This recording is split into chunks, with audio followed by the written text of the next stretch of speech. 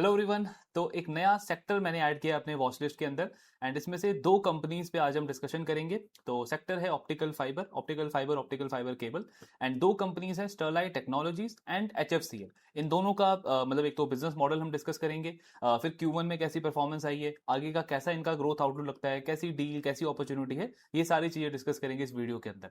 तो स्टार्ट करते हैं सबसे पहले सेक्टर से, मतलब इंडस्ट्री को समझते हैं।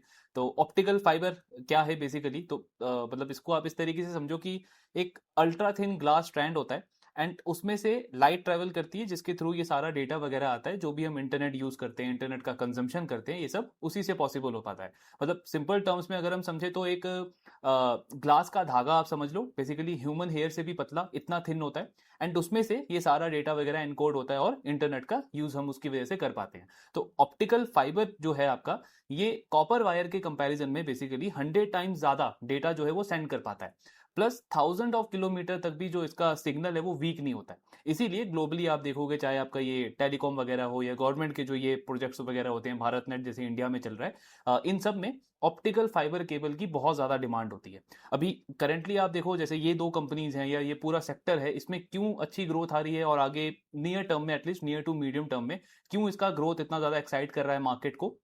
सो बेसिकली 3 से 4 मेन डिमांड ड्राइवर्स हैं इसके। सबसे पहला है आपका FTTH, इसको FTTH FTTX भी बोलते हैं। इसका मतलब है fibre to the home, fibre to the home बोलो या फिर फाइबर टू द बिल्डिंग बोलो। तो इसका मतलब क्या हुआ, जैसे इंडिया में हम देख रहे हैं भारत नेट चल रहा है, सेंट्रल गवर्नमेंट इसको, हमारी गवर्नमेंट इसको रन कर रही है और इसका विजन क्या है, पर्पस क्या है कि टेलीकॉम कंपनीज के साथ में मिलकर के रूरल एरियाज में या फिर जो ऐसे एरिया हैं अभी भी इंडिया के अंदर जहां पे फाइबर की कनेक्टिविटी नहीं है, उनको फाइबर के साथ में कनेक्ट किया जाए। तो ये वाला प्रोजेक्ट भारत नेट वाला इंडिया के अंदर चल रहा है। इसमें डिमांड मतलब किसकी आ रही है सबसे ज्यादा, ऑप्टिकल फाइबर केबल्स की। सिमिलरली यूएस के अंदर भी एक ऐसा ही मतलब प्रोजेक्ट चल रहा है, वहां की गवर्नमेंट रन कर रही है उसको, BEAD करके उसका नाम है। तो उनकी गवर्नमेंट का क्या टारगेट है कि नेक्स्ट 4 इयर्स के अंदर यानी कि 2030 तक ऑलमोस्ट 140 मिलियन यानी 14 करोड़ हाउस होल्ड को हमको कनेक्ट करना है फाइबर के साथ में। तो वहां से भी डिमांड आ रही है ऑप्टिकल फाइबर केबल्स की। फिर दूसरा जो डिमांड ड्राइवर है वो है डेटा सेंटर्स, जैसे हमने पॉलीकैब को डिस्कस किया, RR काबिल को डिस्कस किया, KEI का कॉन कॉल सुनो, या कोई भी ये जो पावर इंफ्रा कंपनी है, किसी की भी मैनेजमेंट को आप सुनोगे, हर एक मैनेजमेंट किस थीम के ऊपर सबसे ज्यादा बुलिश है, अभी डेटा सेंटर। सिर्फ इंडिया नहीं, ग्लोबली उसका एक्सपेंशन चल रहा है। तो उसमें ये जो ऑप्टिकल फाइबर केबल्स हैं इसकी बहुत ज्यादा रिक्वायरमेंट होती है, वहां से डिमांड आ रही है। प्लस डेटा सेंटर वाले थीम में ही एक और एडिशनल ग्रोथ ट्रिगर है जो लास्ट 3-4 ईयर से मतलब इस सेक्टर के लिए काफी अच्छा पॉजिटिव रहा है उसका इम्पैक्ट उसका। तो जो ये AI का बूम आया है, इसकी वजह से जो AI वाले डेटा सेंटर्स है ना, वैसे नॉर्मल डेटा सेंटर्स में भी ऑप्टिकल फाइबर की रिक्वायरमेंट होती है, वहां से तो ग्रोथ आ ही रही है। बट ये जो AI वाले जो डेटा सेंटर्स हैं, इनमें नॉर्मल डेटा सेंटर्स के कंपैरिजन में, क्योंकि 1000 ऑफ GPU आपका वहां पे लगा हुआ है, तो उसमें जो ऑप्टिकल फाइबर केबल की रिक्वायरमेंट होती है वो 32 टाइम्स ज्यादा होती है नॉर्मल डेटा सेंटर्स के कंपैरिजन में। तो डेटा सेंटर में भी दो ग्रोथ ड्राइवर है, पहला तो है नॉर्मल डेटा सेंटर और दूसरा है AI वाले जो डेटा सेंटर्स हैं, फिर यहां से डिमांड आ रही है। इसके अलावा जो ये आपका 5G 6G चलता है, जो भी 5G के टावर्स हम देखते हैं उसके लिए भी ऑप्टिकल फाइबर केबल चाहिए। आगे मीडियम टर्म में आपका 6G भी आएगा तो उसके लिए भी आपको इसकी रिक्वायरमेंट होगी। तो ये 3-4 बड़े ग्रोथ ड्राइवर्स हैं जिसकी वजह से ये दोनों कंपनीज हो गई, या ओवरऑल आप सेक्टर देखो बहुत अच्छा कर रहा है। CRU की आई थिंक रिपोर्ट है कि जो कैलेंडर ईयर है 2026, सिर्फ इसी कैलेंडर ईयर के अंदर ग्लोबली सिर्फ एक सेगमेंट, मतलब डेटा सेंटर वाला सेगमेंट जो है, सिर्फ उस पर्टिकुलर सेगमेंट में इतना ज्यादा एक्सपेंशन हो रहा है, कैपेक्स हो रहा है कि ऑप्टिकल फाइबर केबल का जो ग्रोथ है वो 63% हो सकता है इस कैलेंडर ईयर के अंदर। तो ग्रोथ ड्राइवर्स इसके बहुत स्ट्रांग है, ग्रोथ आउटलुक इस पूरे सेक्टर का नियर टू मीडियम टर्म में काफी अच्छा लगता है। तो ये हमने सेक्टर समझा। अब पहली कंपनी डिस्कस करते हैं, स्टरलाइट टेक्नोलॉजी। तो स्टरलाइट टेक्नोलॉजी बेसिकली एक फुल्ली इंटीग्रेटेड आप मतलब ऑप्टिकल फाइबर केबल प्लेयर बोल सकते हो, क्योंकि ये कंपनी रॉ मटेरियल से लेकर के जो एसेसरीज हैं, मतलब सिर्फ ऑप्टिकल फाइबर केबल नहीं, जो उसके एसेसरीज होते हैं, प्लग इन वगैरह हो गया, कनेक्टर वगैरह हो गया, आपके ये जंक्शन बॉक्सेस वगैरह हो गए, ये सब कंपनी खुद इन हाउस बनाती है। मतलब आउटसोर्सिंग नहीं है कंपनी का, कोई थर्ड पार्टी मैन्युफैक्चरिंग नहीं है। तो सारा का सारा खुद कंपनी इन हाउस मैन्युफैक्चरिंग करती है। तो जैसे इनका एक टैगलाइन भी है कि ग्लास टू गीगाबिट। तो उसका मतलब क्या हुआ कि ये बेसिकली 5 स्टेप्स फॉलो करते हैं। सबसे पहले कंपनी क्या करती है, सैंड से सिलिकॉन निकालती है, सिलिकॉन को एक अल्ट्रा प्योर केमिकल में कन्वर्ट करती है, ये हो गया आपका पहला स्टेप। देन सेकंड स्टेप आता है जहां पे उस केमिकल को प्रोसेस करके कंपनी एक मतलब थिक ग्लास का एक स्टिक टाइप बनाती है, जैसे वो सोडा सोडा बॉटल होता है ना, उस तरीके का एक एक ग्लास का स्टिक बनाती है। इसको प्रीफॉर्म बोलते हैं। अब ये जो प्रीफॉर्म है ना, ये जो पूरा प्रोसेस है ऑप्टिकल फाइबर बनाने का या ऑप्टिकल फाइबर केबल बनाने का, इसमें सबसे कॉम्प्लेक्स प्रोसेस होता है यही सेकंड वाला, प्रीफॉर्म बनाना।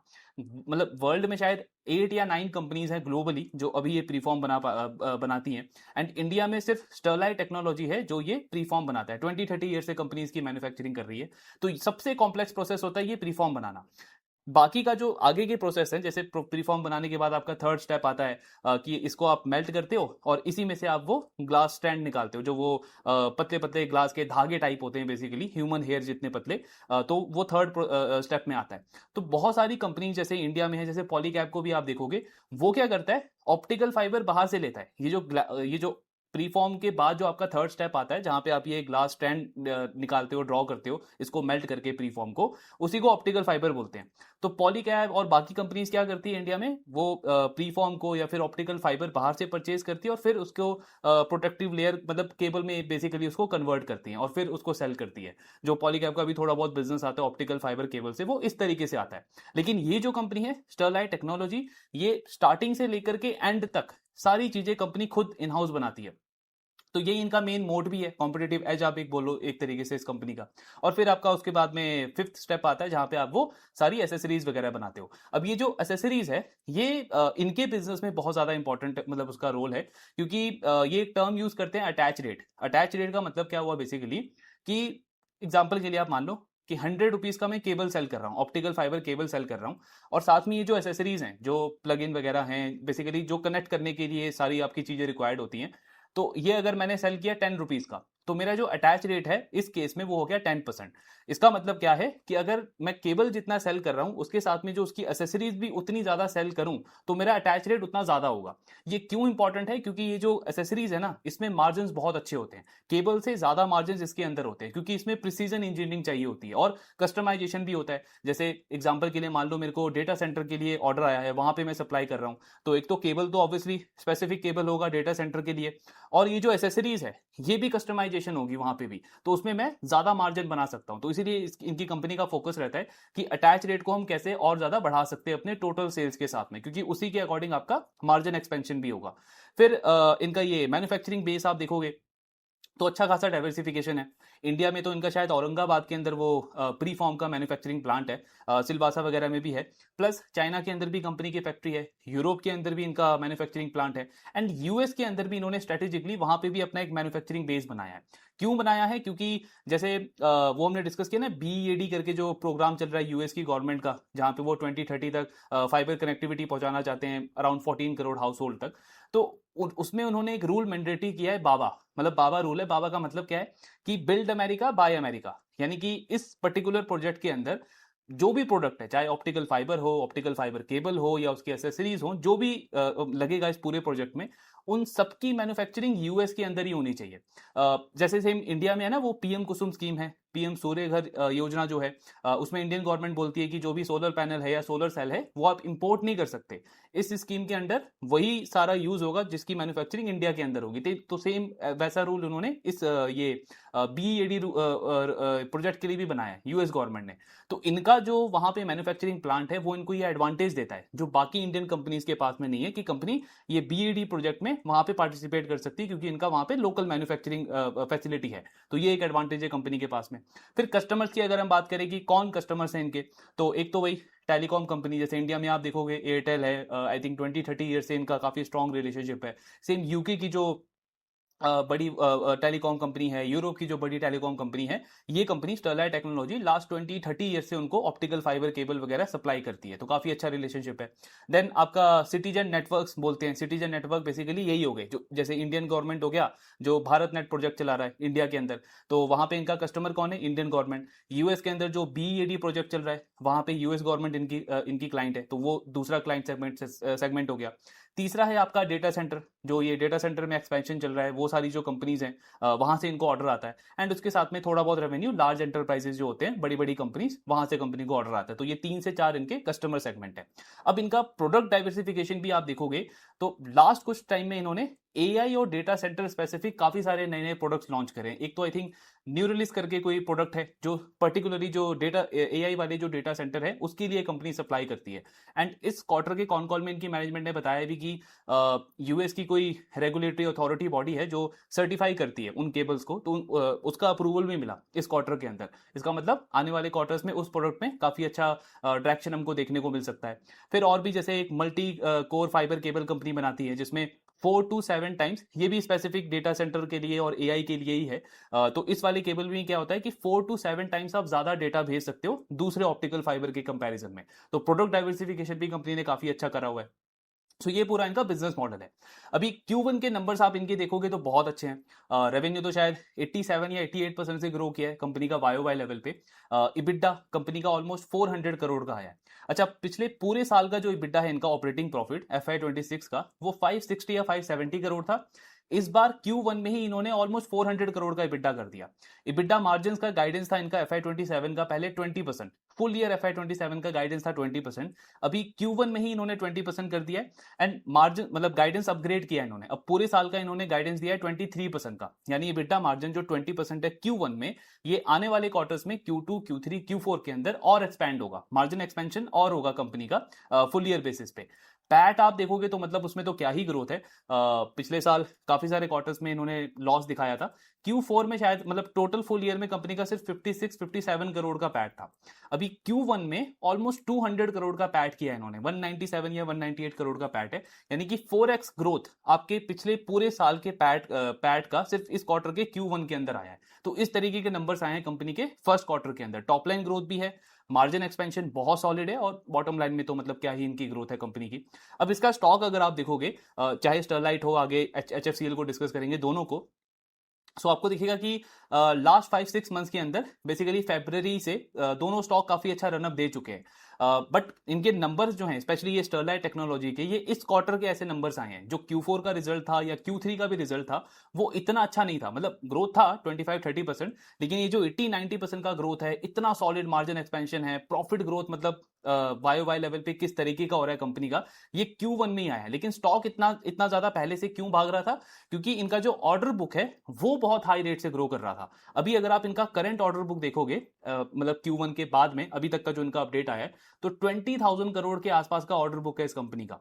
Q1 के टाइम पे शायद 18,000 करोड़ था, फिर लास्ट वीक एक इनको 900 करोड़ का ऑर्डर आया डोमेस्टिक टेलीकॉम ऑपरेटर से, और अभी 1-2 दिन पहले वापस से इनको 1800-1900 करोड़ का ऑर्डर आया है एक ग्लोबल हाइपर स्केलर से।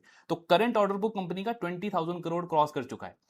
पूरे FY26 का अगर आप रेवेन्यू देखोगे तो शायद 5,000 करोड़ भी नहीं था, 47 या 4800 करोड़ था, यानी पिछले पूरे साल के रेवेन्यू का ऑलमोस्ट 4x मेरे पास में अभी ऑर्डर बुक पड़ा है। अब इसमें एक और इंपॉर्टेंट चीज है समझने वाली, कि ये जो 20,000 करोड़ का ऑर्डर बुक है, इसका मतलब ये नहीं है कि पूरे FY27 में मेरा रेवेन्यू इतना हो जाएगा कि वाई मेरा रेवेन्यू 4x हो जाएगा, क्योंकि ये जो एग्जीक्यूशन टाइमलाइन है वो 1 से 3 ईयर्स का होता है। तो बेसिकली आप FY29 तक का टाइम लेके चलो कि अगले 3 साल के लिए, अगले 3 साल के अंदर अगर ऑर्डर एग्जीक्यूशन कंपनी का टाइम पे रहता है, सब कुछ चीजें ठीक चलती है, तो रेवेन्यू ग्रोथ पोटेंशियल जो है कंपनी का वो ऑलमोस्ट 4x है ओवर FY26, सिर्फ 3 साल के अंदर, FY27, FY28 प्लस FY29। और उसमें सबसे बड़ा जो रेवेन्यू कॉन्ट्रीब्यूशन कंपनी का हो सकता है वो है डेटा सेंटर। जैसे FY26 अगर आप देखो तो पूरे साल में कंपनी का डेटा सेंटर से सिर्फ 1% के आसपास रेवेन्यू आया था, लेकिन ऑर्डर बुक इनका ग्रो करना स्टार्ट हो गया था। तो उसी के बेसिस पे इन्होंने पहले गाइडेंस दिया था कि FY27 में हमारा अराउंड 30% जो रेवेन्यू है वो डेटा सेंटर से आएगा। Q1 में ही 21 या 22% के आसपास रेवेन्यू कंपनी का डेटा सेंटर से आया, एंड मैनेजमेंट ने यहां पे भी गाइडेंस को अपग्रेड किया। अब इनका कहना है कि फुल ईयर FY27 में हमारा लगभग 50% जो रेवेन्यू है वो डेटा सेंटर वाले सेगमेंट से आएगा। तो 30% से गाइडेंस को बढ़ा करके 50% कर दिया। ऐसा क्यों किया? बिकॉज अभी Q1 के अंदर ही लगभग $1.1 बिलियन का इनको ऑर्डर आया है, सिर्फ एक हाइपर स्केलर से, एक सिंगल ऑर्डर, यानी अगर आप रुपी टर्म्स में देखो तो ऑलमोस्ट 9,000 to 10,000 करोड़ के आसपास हो गया, ऑलमोस्ट डबल। FY26 से रेवेन्यू बेस से वो भी डबल है, वो सिंगल ऑर्डर, वो भी उसकी भी टाइमलाइन 2 से 3 साल का है, मतलब अगले FY28 और FY29 तक कंपनी एग्जीक्यूट करेगी। लेकिन ओवरऑल अगर आप ग्रोथ आउटलुक देखो तो 2-3 साल का कितना सॉलिड बनता है। तो यही मेन थीम चल रहा है स्टरलाइट के अंदर। और फिर मार्जिन एक्सपेंशन कैसे होगा? तो एक तो जो डेटा सेंटर का रेवेन्यू मिक्स बढ़ रहा है उसकी वजह से आपके मार्जिन एक्सपैंड होंगे। इसमें एक थोड़ा सा खराब चीज भी है इसको भी डिस्कस कर लेते हैं स्टरलाइट के बारे में। तो इनकी जो मैनेजमेंट है जो एक तो ये रेवेन्यू का कोई गाइडेंस देते नहीं है, वो तो ठीक है, बाकी कंपनीज में नहीं देती, लेकिन रेवेन्यू के साथ में आपकी करंट कैपेसिटी क्या है, करंट यूटिलाइजेशन क्या चल रहा है, रियलाइजेशन क्या है मार्केट के अंदर डेटा सेंटर में या फिर ये टेलीकॉम के लिए जो आप ऑप्टिकल फाइबर केबल सप्लाई करते हो, ये सारी चीजें भी मैनेजमेंट डिस्क्लोज करता नहीं है। क्योंकि अगर ये सारी चीजें ये बताए तो एटलीस्ट आप एक एक गेस लगा सकते हो, एक एस्टिमेट कर सकते हो कि कितना रेवेन्यू ग्रोथ कंपनी कर सकती है या फिर कितनी कैपेसिटी इनके पास में अवेलेबल है, कि इंक्रीमेंटल ऑर्डर्स ये और कितना ले सकते हैं। तो ये सारी चीजें ये डिस्क्लोज करती नहीं है, उसका थोड़ा सा प्रॉब्लम है। सिर्फ इबिटा मार्जिन का ही इन्होंने गाइडेंस दिया है। तो इबिटा मार्जिन पे आते हैं कि कैसे बढ़ेगा। पहला तो डेटा सेंटर का रेवेन्यू मिक्स बढ़ेगा, तो 30% का गाइडेंस था उसको इन्होंने 50% कर दिया, इसीलिए इबिटा मार्जिन आपके एक्सपैंड होंगे। क्योंकि इनका कहना है कि जो टेलीकॉम सेगमेंट में हम जो सप्लाई करते हैं उसके मार्जिन कम होते हैं, डेटा सेंटर में मार्जिन अच्छे होते हैं, तो डेटा सेंटर का रेवेन्यू मिक्स बढ़ेगा, वहां से हमारे मार्जिन एक्सपैंड होंगे। अच्छा, एक और चीज आप देखो, इस क्वार्टर में डेटा सेंटर का रेवेन्यू मिक्स बढ़ गया, सीधे 21-22% हो गया, लेकिन कंपनी के ग्रॉस मार्जिन एक्सपैंड नहीं हुए। क्यों नहीं हुए? क्योंकि आपके जो रॉ मटेरियल के प्राइसेस हैं, इन्होंने कॉन कॉल में बताया कि रॉ मटेरियल के प्राइसेस काफी ज्यादा वॉलेटाइल थे, तो उसने हमारे ग्रॉस मार्जिन को हिट करा। लेकिन क्योंकि रेवेन्यू मिक्स हमारा डेटा सेंटर की तरफ शिफ्ट हो गया, तो उसने हमारे ओवरऑल ग्रॉस मार्जिन को थोड़ा सा सपोर्ट करा है फर्स्ट क्वार्टर के अंदर। बट इबिटा मार्जिन आपका इंप्रूव हो गया है, क्यों? क्योंकि ऑपरेटिंग लेवरेज मिला है, आपका ओवरऑल यूटिलाइजेशन बढ़ा होगा, इन्होंने बताया तो नहीं, लेकिन ऑब्वियसली वॉल्यूम बढ़ा है, ऑपरेटिंग लेवरेज मिला है, यूटिलाइजेशन इंप्रूव हुआ होगा, उसी वजह से आपका इबिटा मार्जिन इंप्रूव हुआ है। तो पहला मार्जिन इंप्रूवमेंट का लीवर क्या है? डेटा सेंटर की तरफ रेवेन्यू मिक्स बढ़ना, जो 50% का गाइडेंस है। दूसरा है अटैच रेट। वो अटैच रेट हमने समझा ना कि एसेसरीज वगैरह आप कितना सेल करते हो जो हाई मार्जिन है, तो वो लास्ट ईयर शायद 15% था, अभी Q1 में 16% आया है। एंड मैनेजमेंट का फुल ईयर का गाइडेंस है कि इसको 23-24% तक ले जाएंगे Q4 FY27 तक। तो जैसे जैसे इसका शेयर बढ़ेगा, ये क्योंकि ये हाई मार्जिन है, तो ये भी आपके मार्जिन को बूस्ट करेगा, इससे भी आपके मार्जिन बढ़ेंगे। तो ये 2-3 लीवर्स हैं बेसिकली, जिसकी वजह से मैनेजमेंट कॉन्फिडेंट है कि फुल ईयर EBITDA मार्जिन हमारा 23% तक जा सकता है। फिर पैट को लेकर के एक और बड़ा बूस्ट कंपनी को मिल सकता है FY27 में। तो इनका अगर आप FY26 का बैलेंस शीट देखोगे, अराउंड 1800 करोड़ के आसपास का डेट था, टोटल डेट था कंपनी का। अभी इन्होंने QIP किया है, शायद 1500 करोड़ का QIP है। तो इस 1500 करोड़ में से 75% जो कंपनी पैसा यूज करेगी वो डेट रीपे करने के लिए करेगी, यानी डीलेवरेजिंग होगी बेसिकली बैलेंस शीट की। तो आपका 75% यानी 1400-1500 करोड़ जो डेट है वो चला जाएगा इस FY27 के अंदर। अब इनको ये भी पूछा कॉन कॉल में कि आपका जो ये बैलेंस शीट क्लीन होगी FY27 के एंड तक होगी या मिड ईयर में हो जाएगी, तो मैनेजमेंट ने बोला कि ड्यूरिंग द फाइनेंशियल ईयर ही हो जाएगा, यानी मे बी Q4 से पहले पहले कंपनी का पूरा डेट रीपे हो जाएगा। और उससे क्या होगा, इंटरेस्ट कॉस्ट जो कंपनी का लास्ट ईयर शायद 220 या 230 करोड़ था, यानी 220 से 230 करोड़ का कंपनी ने इंटरेस्ट कॉस्ट पे किया था। EBITDA कितना था पिछले पूरे साल का? हार्डली 560-570 करोड़, और उसपे से इंटरेस्ट कॉस्ट कितना था? 220-230 करोड़। तो ऑलमोस्ट 75%, क्योंकि आप डेट रीपे कर रहे हो, तो वो इंटरेस्ट कॉस्ट गया PNL में से, और पैट को और ज्यादा बूस्ट मिलेगा कंपनी को आने वाले क्वार्टर्स के अंदर या पूरे FY27 के अंदर। तो ये 2-3 जो रेट ऑफ चेंज है इस बिजनेस के अंदर वो बहुत सॉलिड है। इसकी वजह से टॉप लाइन ग्रोथ का विजिबिलिटी भी काफी अच्छा लगता है। गाइडेंस तो उन्होंने दिया नहीं है, वैसे Q2 का इन्होंने बोला है कि शायद 2200 या 2300 करोड़ के आसपास का एग्जीक्यूशन हमारा रहेगा। मतलब रेवेन्यू गाइडेंस नहीं है, लेकिन मिनिमम कंपनी इतना ऑर्डर एग्जीक्यूट मतलब रेवेन्यू में कन्वर्ट कर सकती है Q2 के अंदर, हो सकता है इससे ज्यादा भी करे, क्योंकि Q1 का भी गाइडेंस इन्होंने कम दिया था, लेकिन एग्जीक्यूशन बहुत अच्छा हुआ फर्स्ट क्वार्टर के अंदर। तो वो है, और बाकी मार्जिन एक्सपेंशन होगा, डेट रीपे होगा, उससे आपका ओवरऑल पैट ग्रोथ बहुत अच्छा बन जाएगा पूरे FY27 का। अब इनका अगर आप वैल्यूएशन देखोगे ना, मतलब स्टॉक का पीई देखोगे, तो आपको देखिएगा 130 या 140 के आसपास का पीई है, जो करंट पीई है स्टॉक का। लेकिन वो क्यों है? क्योंकि पिछले काफी सारे क्वार्टर्स में कंपनी ने लॉस दिखाया था, और अभी शायद 2 या 3 क्वार्टर ही हुए हैं कि कंपनी प्रॉफिटेबल हुई है, कंसिस्टेंटली प्रॉफिट में ग्रोथ आ रहा है। बट अगर आप ये अज्यूम करो, मतलब कंजर्वेटिव एस्टिमेट हम लेके चले, जैसे इस क्वार्टर का इनका 200 करोड़ का पैट आया, अगर हम मार्जिन एक्सपेंशन को हटा दें, हम ये जो बैलेंस शीट डीलेवरेजिंग हो रही है इसको हटा दें, इसका भी बेनिफिट हटा दें, सिर्फ जो इस क्वार्टर का पैट है, इस क्वार्टर की प्रॉफिटेबिलिटी है, अगर कंपनी ये भी मेंटेन कर लेती है अगले 3 क्वार्टर्स तक, तो फुल ईयर पैट कितना हो गया आपका? 800 करोड़। 200 करोड़ इस क्वार्टर में, अगले 3 क्वार्टर में वापस से 200 करोड़, तो आपका टोटल पैट होता है 800 करोड़। तो अगर ये भी केस रहा, यानी कि ये हम एक तरीके से बेस से भी और कंजर्वेटिव केस लेकर के चल रहे हैं, स्टिल कंपनी का फुल ईयर FY27 का जो पी है वो 40 के आसपास आ जाता है। करंट पी मुझे दिख रहा है 130 140, लेकिन FY27 के एंड का पी आ जाता है 40 के अराउंड। तो ये तो हमने बहुत ही मतलब नॉर्मल केस लेके चला, लेकिन जो इन्होंने लीवर्स बताए हैं, जैसे मार्जिन एक्सपैंड होगा, जो कि लीवर्स हमें दिखते हैं, डेटा सेंटर का ऑर्डर आ रहा है कंपनी को तो उसको एग्जीक्यूट करेगी तो वहां का रेवेन्यू मिक्स बढ़ेगा, मार्जिन एक्सपैंड हो जाएगा। अटैच रेट ऑलरेडी आपका बढ़ रहा है, उसको और इंप्रूव करोगे, EBITDA मार्जिन और इंप्रूव हो सकते हैं। एंड तीसरा डेट रीपे, जो कि कंपनी ने तो वो बोल ही दिया ना, QIP का तो पैसा आ ही गया है, तो उससे आप डीलेवरेजिंग करोगे, इंटरेस्ट कॉस्ट जाएगा, वो भी आपके पैट को बूस्ट करेगा।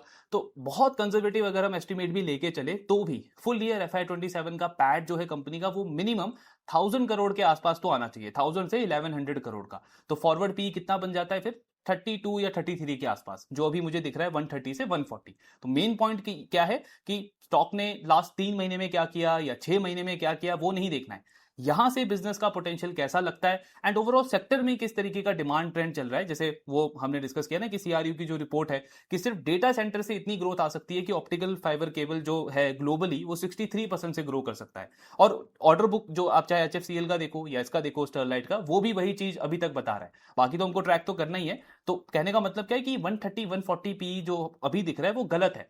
अगर मैं बेस केस भी लेके चलूं तो भी फॉरवर्ड पी 40 का आता है, अदरवाइज मतलब कंपनी का जो गाइडेंस है उसके अकॉर्डिंग 31 32 का फॉरवर्ड पी आता है। तो अच्छी डील है स्टरलाइट टेक्नोलॉजी की, री रेटिंग का डेफिनेटली अच्छा चांस बनता है। 3-6 महीने में क्या किया वो नहीं देखना है, यहां से कैसा एग्जीक्यूशन रहता है आने वाले क्वार्टर्स में वो मेन हमको ट्रैक करना है। तो ये हो गया स्टरलाइट टेक्नोलॉजी। इसके साथ में अब दूसरे प्लेयर को भी डिस्कस कर लेते हैं, HFCL। अब HFCL का जो बिजनेस है उसमें मेन आप बोलोगे तो दो डिफरेंस है स्टरलाइट की कंपैरिजन में। पहला मेन डिफरेंस है रेवेन्यू सेगमेंट का। जैसे ये जो स्टरलाइट टेक्नोलॉजी है ये पूरा ऑप्टिकल फाइबर के अंदर ही, ऑप्टिकल फाइबर केबल।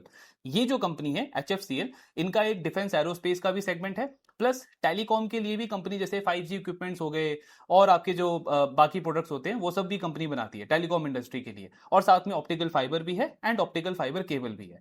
सो एक तो ये इनका डिफरेंस है। दूसरा डिफरेंस क्या है कि ये जो HFCL है ये प्रीफॉर्म नहीं बनाता, क्योंकि प्रीफॉर्म हमने डिस्कस किया ना कि इंडिया में सिर्फ स्टरलाइट टेक्नोलॉजी ही है एज ऑफ नाउ जो अभी ये प्रीफॉर्म बनाता है, एंड ग्लोबली भी सिर्फ 8 से 9 कंपनीज हैं जो अभी प्रीफॉर्म बनाती है। तो ये दो मेन डिफरेंस है HFCL और स्टरलाइट टेक्नोलॉजी के बीच में। HFCL के भी नंबर्स बहुत अच्छे आए थे Q1 के, इनका तो शायद 120% के आसपास का ग्रोथ है रेवेन्यू में। EBITDA मार्जिन कंपनी का पूरे साल का गाइडेंस था 20% होगा, इस Q1 में ही 20% हो गया, 20% से शायद ज्यादा ही इनका EBITDA मार्जिन आया है। तो इन्होंने भी लगभग 300 बेसिस पॉइंट का मार्जिन एक्सपेंशन का गाइडेंस दिया है फुल ईयर का, यानी इनका भी 23% के आसपास का EBITDA हो जाएगा फुल ईयर FY27 के अंदर। इनका भी ऑर्डर बुक आप देखोगे तो 26,000 करोड़ का है, ये एज ऑफ Q1 है। इनको भी अभी रिसेंटली काफी ज्यादा ऑर्डर्स मिले हैं एक्सपोर्ट वगैरह से, तो इनका भी ऑर्डर बुक बढ़ गया होगा, 28,000 करोड़ के आसपास तो हो गया होगा इनका भी ऑर्डर बुक। लेकिन इनके ऑर्डर बुक में सिर्फ ऑप्टिकल फाइबर नहीं है, टेलीकॉम जो अब इनका बिजनेस है, ये डिफेंस वाला जो बिजनेस है, प्लस डेटा सेंटर का भी एक इन्होंने इसी क्वार्टर के अंदर, इसी फाइनेंशियल ईयर में बिजनेस स्टार्ट किया है, तो शायद उससे भी 700-800 करोड़ के आसपास का ऑर्डर बुक है। तो इनका थोड़ा सा रेवेन्यू सेगमेंट ऑर्डर बुक थोड़ा सा डाइवर्सिफाइड है। तो ये है। फिर HFCL ने भी अपने गाइडेंस को बढ़ाया है। पहले इनका पूरे साल का गाइडेंस था रेवेन्यू का 20% का, अब उसको बढ़ा के इन्होंने 40% कर दिया है, एंड मार्जिन का 20 से 23% कर दिया। तो मार्जिन एक्सपेंशन भी होगा और टॉप लाइन की ग्रोथ भी कंपनी की अच्छी। अब ये जो 40% का भी जो उन्होंने गाइडेंस दिया है ना, ये भी बहुत कंजर्वेटिव है, क्योंकि अगर आप इनका सिर्फ Q1 का ही रेवेन्यू पकड़ो और उसको मतलब वही सेम स्ट्रेच कर दो कि अगले 3 क्वार्टर्स में भी कंपनी अगर सेम ही रेवेन्यू करती है तो भी इनका full year revenue around 8,000 crore का होता है। और मैनेजमेंट ने कॉल में बोला भी कि ये हमारा कंजर्वेटिव गाइडेंस है, क्योंकि ऑब्वियसली हर एक अच्छी मैनेजमेंट यही चाहती है कि गाइडेंस कंजर्वेटिव हो और हम एक तरीके से सरप्राइज करें, पॉजिटिव सरप्राइज दे मार्केट को। तो वही इनका भी इंटेंशन है, इससे अच्छे नंबर्स कंपनी डिलीवर कर सकती है, क्योंकि ऑर्डर बुक भी उसी रेट से कंपनी का ग्रो हो रहा है और मार्जिन एक्सपेंशन भी है साथ में कंपनी का। फिर HFCL एक और चीज कर रहा है, बैकवर्ड इंटीग्रेशन ये कर रहा है। जैसे प्रीफॉर्म की अभी इनके पास में फैसिलिटी नहीं है, लेकिन ये अराउंड 580 या 590 करोड़ के आसपास का कैपेक्स कर रहे हैं, जो नेक्स्ट ईयर FY28 के मिड में आएगा। तो इन्होंने अपने कॉल में बहुत अच्छे से उसको एक्सप्लेन किया कि जब ये वाली फैसिलिटी हमारे पास में आ जाएगी प्रीफॉर्म की, तो मतलब टोटल अगर आप कॉस्ट देखोगे ना तो 10 से 12% का कॉस्ट इनके बिजनेस में बच जाएगा। जो अभी ये बाहर से जो सप्लाई वगैरह लेते हैं, ये प्रीफॉर्म को परचेज करते हैं, तो 10 से 12% मार्जिन एक तरीके से बिजनेस का जाता है दूसरे प्लेयर्स को, वो 10 से 12% कंपनी का मार्जिन बच जाएगा। यानी मीडियम टर्म में अगर आप देखो तो HFCL के मार्जिन और ज्यादा एक्सपैंड हो सकते हैं। इस साल का तो उन्होंने गाइडेंस दिया ही है 23% के आसपास, बट मीडियम टर्म में क्योंकि कंपनी बैकवर्ड इंटीग्रेशन कर रही है नेक्स्ट ईयर, तो शायद FY28 में तो नहीं, बट FY29 से, क्योंकि पूरे FY29 में वो कैपेसिटी रहेगी कंपनी के पास में प्री फॉर्म की, तो तब कंपनी का मार्जिन एक्सपेंशन और ज्यादा अच्छा हो सकता है। तो HFCL में भी रेट ऑफ चेंज बहुत अच्छा है। और इन्होंने क्या बताया, हाँ कैपेक्स का इन्होंने बताया, जैसे एक तो 580 590 करोड़ कंपनी सिर्फ इस पे कर रही है प्री फॉर्म के ऊपर, और प्लस टोटल कैपेक्स अगर आप देखोगे तो 2 साल में, मतलब इस साल प्लस FY28 में अराउंड 1200 1300 करोड़ का कैपेक्स का इनका टारगेट है। फिर जो इनका डिफेंस वाला बिजनेस है उसमें भी अभी तो शायद उसका 500 करोड़ का इन्होंने गाइडेंस दिया है FY27 का, बट FY28 से FY29 के बीच में कंपनी इसको 3000 करोड़ तक लेके जाने का देख रही है, यानी 6 टाइम ग्रोथ कंपनी अपने डिफेंस बिजनेस में भी टारगेट कर रहा है। ये कैसे आएगा, ऑर्गेनिक प्लस इनऑर्गेनिक, यानी कोई एक्विजिशन भी कंपनी करेगी, कोई अगर अच्छा डील इनको मिला, और फिर लॉन्ग टर्म का इनका टारगेट है डिफेंस बिजनेस का 5000 करोड़ का। तो सिर्फ ये ऑप्टिकल फाइबर वाला नहीं, प्लस जो कंपनी का टेलीकॉम का बिजनेस है, डिफेंस का बिजनेस है, सब में अच्छे ग्रोथ गाइडेंस है इस कंपनी के भी। इनका भी सेम चीज आप देखो, Q1 का पैट इनका शायद 250 करोड़ के आसपास का है, 250 करोड़ का है। एंड अगर हम ये अज्यूम करें कि कंपनी का यही पैट रहता है आने वाले क्वार्टर्स के अंदर भी, तो भी इनका जो पी आपको अभी 54 का दिख रहा है, वो वही 32 33 के आसपास आ सकता है। एंड ये कंपनी भी सेम 1000 से 1100 करोड़ का पैट बहुत आराम से कर सकती है फुल ईयर FY27 के अंदर। तो फॉरवर्ड पी इनका भी सस्ता हो जाता है। तो दोनों स्टॉक, स्टरलाइट टेक्नोलॉजी हो या HFCL हो, करंट पी नहीं देखना है, लेकिन अगर मैं इनका बेस केस सिनेरियो भी लेके चलूं तो फॉरवर्ड वैल्यूएशन पे दोनों बहुत अच्छी डील लगती है। हाई ग्रोथ है, मार्जिन एक्सपेंशन का गाइडेंस है, और गाइडेंस कंजर्वेटिव है, इससे ज्यादा अच्छे नंबर्स कंपनी डिलीवर कर सकती है, और ओवरऑल पैट ग्रोथ तो दोनों कंपनीज का बहुत ज्यादा अच्छा आएगा। तो दोनों को मतलब प्ले किया जा सकता है। वैल्यूएशन वगैरह अगर हम देखें ओवरऑल, तो मुझे अगर देखना हो तो स्टरलाइट टेक्नोलॉजी थोड़ा सा ज्यादा अच्छा बेट लगता है एज ऑफ नाउ, क्योंकि रेट ऑफ चेंज उसमें थोड़ा सा ज्यादा अच्छा है। जैसे वो बैलेंस शीट जो कंपनी का डी लेवरेज हो रहा है, उससे एक एडिशनल बूस्ट मिलेगा कंपनी के पैट को। प्लस नियर टर्म में, क्योंकि ये जो डेटा सेंटर AI का जो थीम है, मतलब बिजनेस फंडामेंटली तो नहीं, लेकिन स्टॉक सेंटीमेंट के पॉइंट से क्या होता है ना कि मार्केट में ऐसे ही चलता है कि जो डेटा सेंटर वाले स्टॉक्स हैं या AI वाले स्टॉक्स हैं, उनमें थोड़ा सा ज्यादा शोर शराबा रहता है, थोड़ा मार्केट उनमें ज्यादा इंटरेस्ट लेता है। तो क्योंकि इनका रेवेन्यू सेगमेंट भी डेटा सेंटर बिजनेस की तरफ 50% जा रहा है, जो उन्होंने गाइडेंस दिया है इस साल का, तो वो हो सकता है कि और एक एडिशनल पॉजिटिव फैक्टर ऐड करे इनके ओवरऑल स्टॉक के लिए, और वो मार्जिन एक्सपेंशन तो करेगा ही कंपनी का। प्लस जैसे हमने वो प्रोडक्ट में भी बात करी कि स्पेसिफिक प्रोडक्ट्स हैं इस कंपनी के पास में, ये स्टरलाइट टेक्नोलॉजी के पास में, वो भी इनको और हेल्प करेंगे उसमें मार्केट शेयर और स्ट्रांगली बिल्ड करने के लिए। HFCL भी कुछ ये डेटा सेंटर के रिलेटेड कुछ और प्रोडक्ट्स बिल्ड कर रहा है, लेकिन उसको टाइम लगेगा, शायद 1-2 क्वार्टर में उन्होंने बोला है कि कुछ और नए प्रोडक्ट्स हम ऐड करेंगे। तो दोनों अच्छी डील है, Sterlite technology, HFCL। Near term में मतलब मेरे को अभी देखना हो तो स्टरलाइट थोड़ा सा ज्यादा बेटर लग रहा है, लेकिन ऑफ कोर्स HFCL भी काफी अच्छा डील है। तो ये था डिस्कशन दोनों कंपनीज के ऊपर, बाकी ट्रैकिंग इनका हमको कंटिन्यू रखना है। आपके जो डाउट्स हैं शेयर करते रहिए। Thank you very much.